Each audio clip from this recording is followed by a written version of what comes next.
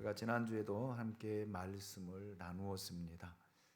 이스라엘 총회로부터 소명을 요구받은 레인이 사건의 전말을 이야기하기에 자신이 첩과 함께 기브아에서 유숙하고자 갔던 일들을 상세하게 이야기를 하고 있습니다.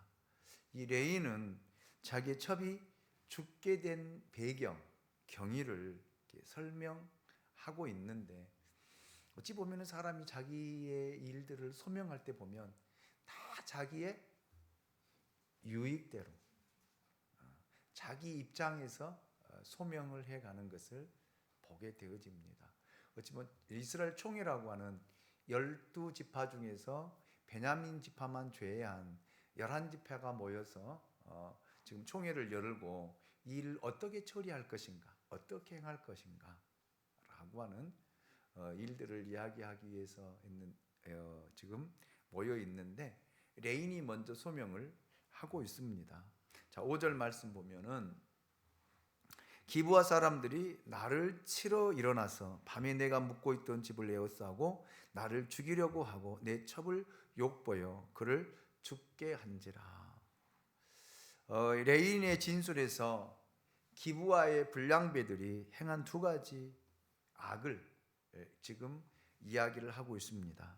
첫째는 나그네인 레인을 대적했다.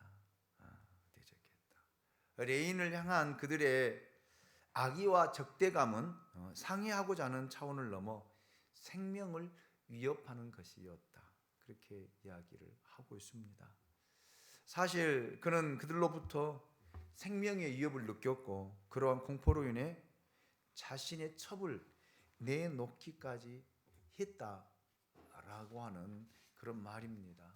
어찌 보면은 어느 정도는 일리가 있고 어느 정도는 사실적인 측면도 있지만 그렇지 못한 측면도 있거든요. 어찌 보면 이 레인을 죽이려고 그들이 위협한 것은 아니에요. 이 기브아의 불량배들이 동성연애자였다라고 이야기를 했습니다. 그래서 레인이 참 잘생기고 참 멋있고 참 매력 있게 생겼었나 봐요. 그래서 이 동성연애자들이 이 레인을 내놔라, 이 노인에게, 그러면서 난리를 펴고 그래서 노인이, 여러분 그랬잖아요. 자기 집에는 아직 결혼하지 않는 두 딸이 있고 또 이 레인의 첩이 있으니까 데려다가 너희들 마음대로 해라. 그 대신 이 레인만큼은 손대지 마라. 그렇게 이야기를 했거든요. 자, 그런데 여러분 보세요. 이 레인이 자기 첩을 내주었잖아요. 자기 대신 자기 아내를 내어주었다라는 말입니다. 누구에게요? 기브아의 동성연애자들에게. 그래서 여러분, 결국에는 이 레인이 자기 아내를 돌보지 않고 지키지 않았던 그 형태, 그 일이 결국 죽음으로까지 이어지는. 그래서 레인이, 제가 말씀을 드렸지만, 조금만 자기 아내에 대한 관심, 자기 아내에 대한 사랑이 있었더라면, 사랑이 있었기 때문에 데려간 거 아니겠어요? 그렇잖아요? 그렇죠? 그렇다면 끝까지 책임을 지고 끝까지 지켰어야 되는데, 여러분 이 불량배들에게, 동성연애자들에게 자기 아내를 내준 남편이 어디 있습니까? 그리고 자기는 태연하게 그 집에서 잠을 자고요. 그리고 아침에 떠나려고 일어나서 나가다 보니까 여러분 그 첩이 그 기브아의 동성연애자들에게 말로 할 수 없는 치욕과 모욕을 당하고 성폭행을 당하고 결국 그 몸을 이끌고 누구를 찾아간 거예요? 친정으로 가지도 않고 자기 남편이 머물고 있는 그 집으로 가서 결국 그 대문을 넘지 못하고 대문에서 쓰러져서 결국 죽게 되잖아요. 그래서 여러분 기브아 불량배들, 기브아의 동성연애자들이 여러분 죽인 책임도 있지만 또한 반의 책임 누구에게도 있는 거예요. 남편에게도 있는 거거든요. 근데 그것은 싹 빼버리고 자기를 죽음으로 위협했기 때문에 어쩔 수 없이 자기가 자기 아내를 빼앗길 수밖에 없었던 상황이다라고 이스라엘 총회에서 이야기하고 있는 그 모습을 보게 됩니다. 자기 입장에서만 지금 대변을 하고 있는 거죠. 자, 둘째는 자신의 첩을 욕보여 그를 죽게 했다. 욕보인다라는 말은 성폭행했다라는 그런 의미입니다. 그렇게 번역이, 우리 한글 개역 개정판 성경에는 욕보인 것으로 이렇게 번역이 되어 있지만 원문을 보면은 성폭행으로 이렇게 드러나 있습니다. 예. 자, 여러분 보십시오. 이 아내가 얼마나 충격을 받았겠어요. 더군다나 자기를 지켜줘야 될 남편이 자기를 누구에게, 여러분 이 불량배들에게, 동성 연애자들에게 내어줬으니 그것도 충격 아니겠습니까? 그렇잖아요. 그래서 남편들은 가정을 지켜야 될, 가정을 돌보아야 될 뭐가 있어요? 의무가 있고 책임이 있는 거예요. 책임이. 그렇잖아요. 자기 아내는 생명을 다해서라도 지켜야 될 거 아닙니까? 어떻게 자기가 여러분 살기 위해서 자기 아내를 내보낸 사람이 어디 있습니까? 그래서 이 아내는 굉장한 충격을 받았을 것 같아요. 정신적인, 육체적인 충격. 그래서 이 기브아의 동성 연애자들이 그 아내를 끌고 갈 때 아내가 바랄 수 있는 건 뭐겠어요? 그래도 남편이 쫓아와 주기를, 따라와 주기를 바란 거 아니겠습니까? 그런데 결국에는 여러분 따라오지도 않고 따라가지도 않고 그 집에 머물면서 잠이 올까요? 잠이 오겠어요? 여러분 같으면 잠이 오겠어요? 잠이 안 오죠. 어떤 무기를 준비해서라도 찾으러 다녀야 될 거 아니에요. 찾아야 될 거 아니에요. 따라가야 될 거 아니에요. 힘이 부족하다면 여러분 이 레인이 이 노인에게 요청을 하든지 아니면 그 지역 베냐민 지파 사람들에게 찾아가서 도움을 요청하든지 어떤 방법과 수단과 방법을 가리지 않고 힘을 빌려서라도 자기 아내를 찾고자 했던 그 모습이 보였더라면 여러분 이런 상황까지는 가지 않았을까라는 생각도 해봅니다. 가서 여러분 그 동성 연애자들에게 여러분 여러 사람에게 여러분 성폭행을 당할 때 그 수치라고 하는 것은, 여자로서의 수치라고 하는 것은 말로 할 수가 없거든요. 정신적인 충격과 육체적인 충격 여러분 어떻게 감당하겠습니까? 그래서 여러분 결국 생명을 잃게 되잖아요. 이 레이는 이 자신이 당한 일들을 진술하면서 아마 이스라엘 총회 앞에서 진술하면서 자기와 함께했던 종을 또 증인으로 내세웠을 거예요. 자, 물어봐라. 내 종이 여기 있는데 내 종에게 물어봐. 종은 자기 편이지 남의 편이 아니잖아요. 그렇죠? 그렇잖아요. 그러니까 이 종은 레인의 진술에 맞습니다. 맞습니다. 종이 어떻게 다른 말을 할 수 있겠어요? 결론적으로 자신에게 일어난 일을 음행과 망령된 일로 이 레인은 규정하고 이스라엘 총회 앞에 이렇게 보고를 하고 있습니다. 자, 그러면서 6절 말씀을 보십시오. 내가 내 첩의 시체를 거두어 쪼개서 이스라엘 기업의 온 땅에 보냈나니 이는 그들이 이스라엘 중에서 음행과 망령된 일을 행하였기 때문이라. 레위 사람이 자기가 첩의 시체를 토막내서, 이 레위 사람이 보통 사람이 아닌 것 같아요. 여러분 생각해 보십시오. 어떻게 자기가 사랑했던 그 아내를 여러분 내주고 또 죽은 자기 아내의 시신을 거두어 가지고 끌고 와서 데리고 와서 그거를 여러분 이 몸을 토막을 냅니까? 그것도 12토막을 내 가지고 이스라엘 각 지파에 하나씩 보냈다 이 말이에요.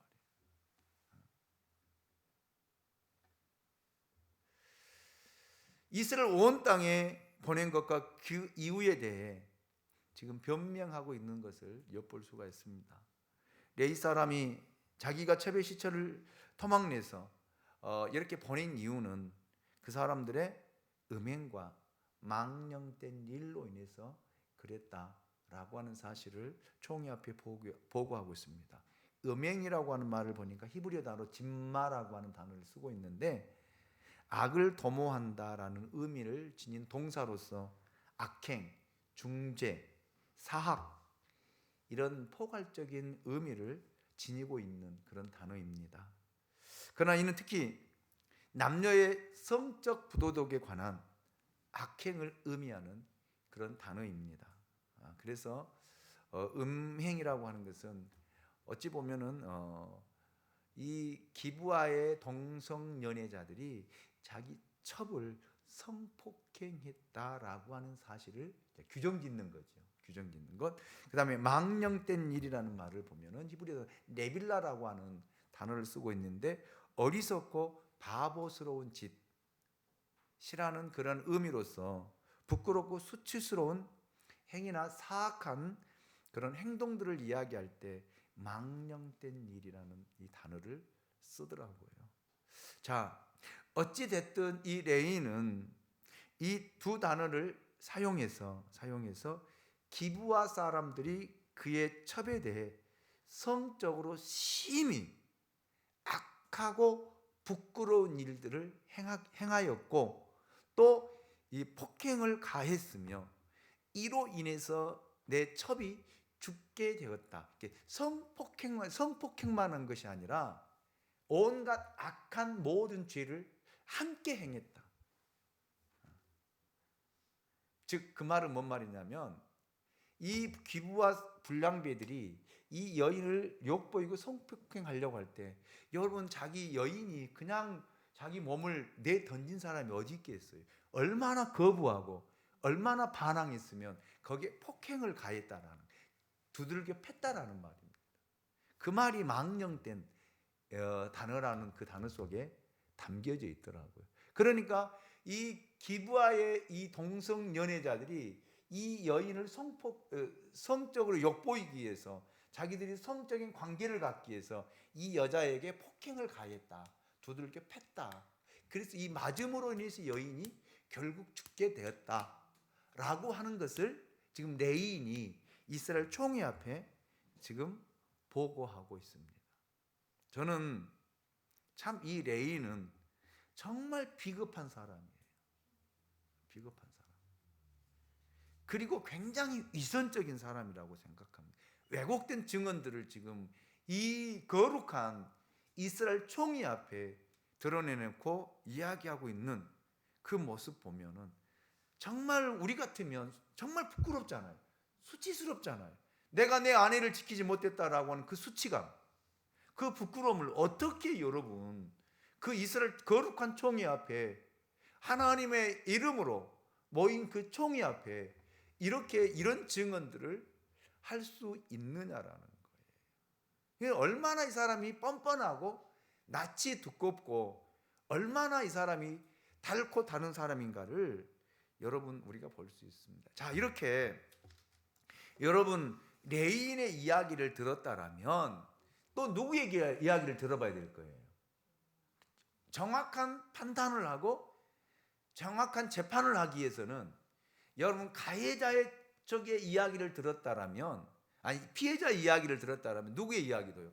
가해자의 이야기를 들어봐야 될 거 아니에요. 들어봐요. 그런데 이건 완전히 무시된 거예요. 완전히 여러분 듣지 않은 거예요.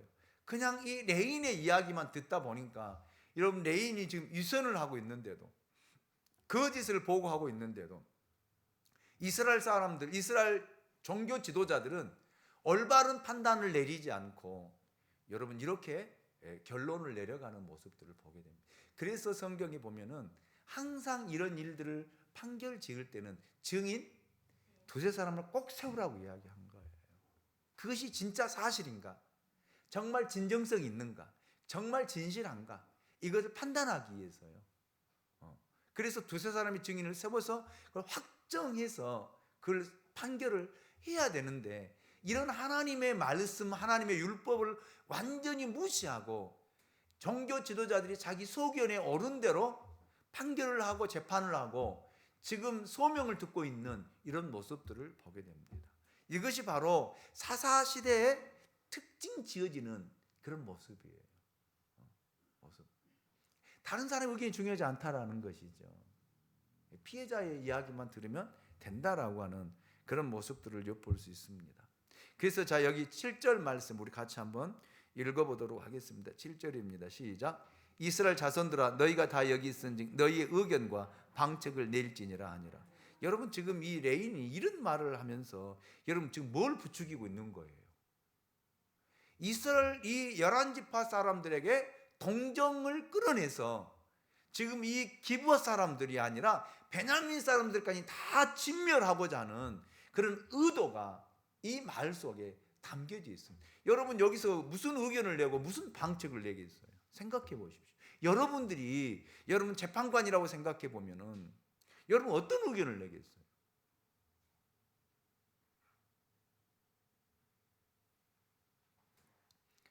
이 레위 사람이 자기에게 유리하도록 사건의 전말을 설명하고 백성들에게 어떻게 할 것인가를 속히 결단하도록 촉구하고 있습니다. 그는 자신의 허물을, 자기 자신의 실수를, 자기 자신의 잘못을 회개하기는커녕 도리어 백성들의 마음을 자극해서 그들의 분노를 유발시키는 이런 의도에서 이 레인이 이런 일들을 자행했다라는 말입니다. 그렇잖아요. 여러분 이 레인의 11지파가 여러분 갑자기 뜻하지 않게 여러분 그 시신의 이 도망난 시신을 받아보았을 때 그 말로 할 수 없는 충격, 그 분노, 도대체 이 나라에 이런 일이 일어날 수 있느냐. 아직까지 이스라엘이 생긴 일에 하나님께서 아브라함을 부르신 후 아브라함을 통해서 이삭을 통해서 야곱을 통해서 12아들을 통해서 75명에서 결국에는 430년 동안 250만이라고 하는 인구로 번성하는 그런 역사 이래 이런 일들이 한 번도 없었는데 왜 레인이 이런 일들을 벌였느냐. 도대체 이 나라 하나님을 섬기고 하나님을 경외한 나라가 어떻게 이런 일이 있을 수 있느냐. 어찌 보면 이스라엘 백성들은 충격을 받은 것이죠. 이스라엘 총회는 말로 할 수 없는 충격 속에서 지금 이 문제, 이 사건을 다루고 있거든요. 그래서 레인이 의도하는 바가 명확하게 있었던 거예요. 사람들에게 뭐를요?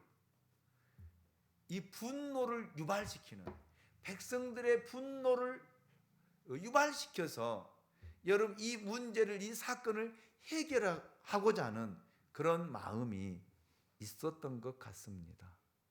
그래서 결국 어디로 가고자 한 거예요? 전쟁으로 끌고 가고자 하는.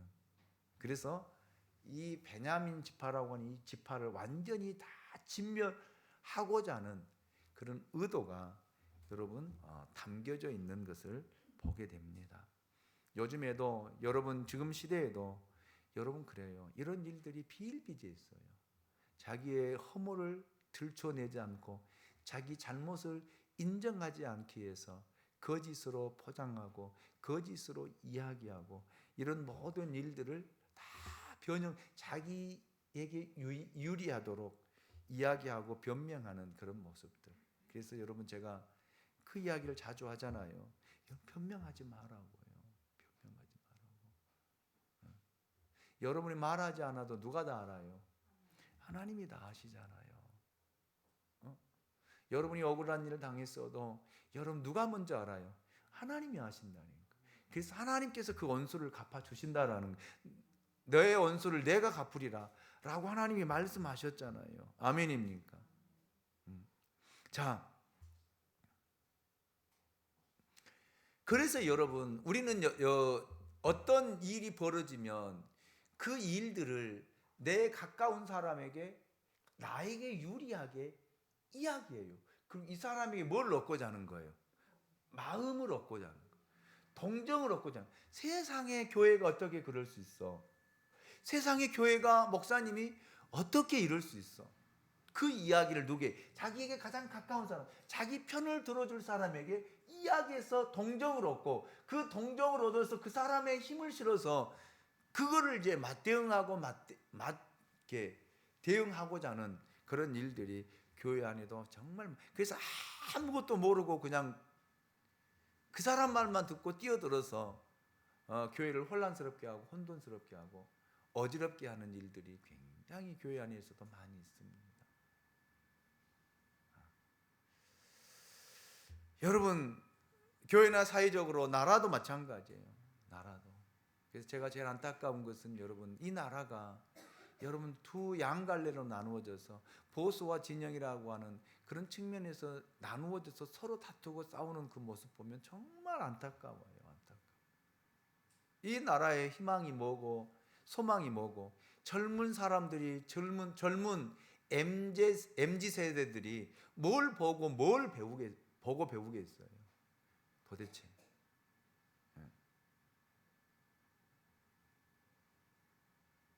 잘한 것은 잘했다 인정해주고, 잘못된 것은 함께 힘을 모아서 풀어가려고 하는 것이 아니라 잘된 것도 못되고 못된 것도 잘됐고, 자기들 입장에서 다 유리하게 풀어가고 해석하고, 그리고 나라를 끌어가려고 했던 그런 사람들, 정치인들, 저는 이 나라에 저는 필요 없다라고 생각합니다.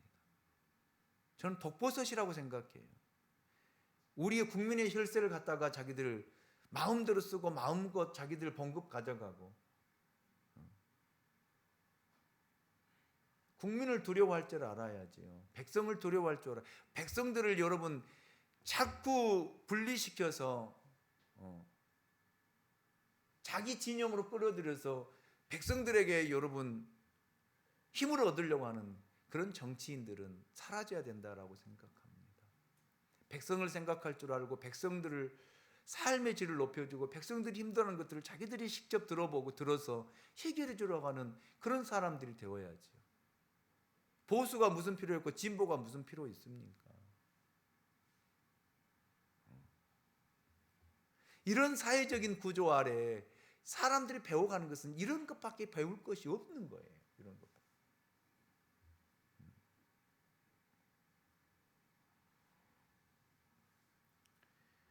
이런 사람들이 바리새인들이고 서기관들이고 백성의 장로들, 이 사람들은요 하나님을 믿는 사람들을 하나님 나라에 들어가지 못하게 앞에서 딱 가로막고 있는, 자기도 들어가지 않고 뭐 다른 사람도 못 들어가게 하는 이런 사람과 다를 바가 아니다라는 거예요. 그래서 여러분, 우리는 그리스도인들은 진실해야 돼요.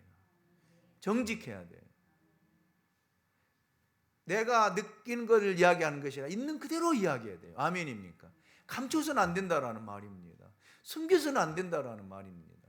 아멘. 자기를 감추고 자기를 포장하고 자기를 윗선으로 자기를 만들어 간다 한들, 여러분 다른 사람은 속아줄지 몰라도 하나님은 결코 속지 않는다니까요. 속지 않아요. 아멘입니까? 우리 마음까지 감찰하신 분이 하나님이시기 때문에 그렇습니다. 아멘. 차라리 욕을 먹을지언정 사람에게 뺨을 맞을지언정 진실하자라는 거예요.